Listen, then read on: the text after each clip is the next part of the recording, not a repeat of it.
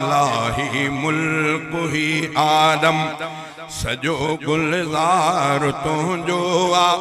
सजी मखलूक तुंहिंजी आ सजो संसार तुंहिंजो आ इलाही मुल्क ही आलम सजो गुलजार तुंहिंजो आ इलाही मुल्क ही आलम सजो अर्शे मुअल्ला सबई हूरूं फरिश्ता भी सजो अर्शे मुअल्ला सबई हूरूं फरिश्ता भी समा सतई फलक तुंहिंजा सजो अनहार तुंहिंजो आ सजी मखलूक तुंहिंजी आ सजो संसार तुंहिंजो आ इलाही मुल्क ही आलम सजो गुलजार तुंहिंजो आ इलाही मुल्क ही आलम हंडाए होश पंहिंजे में नथी सघिजे तुंहिंजी कुदरत हंडाए होश पंहिंजे में नथी सघिजे तुंहिंजी कुदरत वसे थो साह में हर हंध अजब वसकार तुंहिंजो आ वसे थो साह में हर हंध अजब वसकार तुंहिंजो आ सजी मखलूक तुंहिंजी सजो संसार तुंहिंजो आ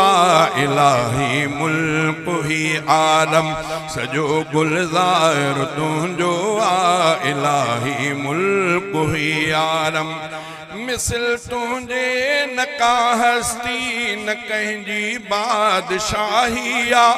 मिसल तुंहिंजे न का हस्ती न कंहिंजी बादशाही आ अकेलो तूं फ़क़त आहीं न को भाईवार तुंहिंजो आ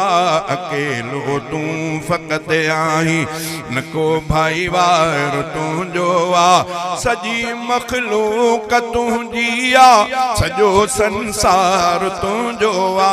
इलाही मुल्क ही आलम सजो गुलजार तुंहिंजो आ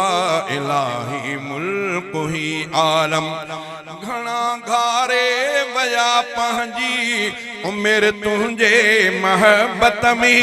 घणा घारे वया पंहिंजी उमिरि तुंहिंजे महबत में सलीमुल्लाह बरड़ो बे बंदो बिदार तुंहिंजो आ सलीमुल्लाह बरड़ो भी बंदो बिदार तुंहिंजो आ सजी मखलूक तुंहिंजी आ सजो संसार तुंहिंजो आ इलाही मुल्क ही आलम सजो गुलजार तुंहिंजो आ इलाही मुल्क ही आलम।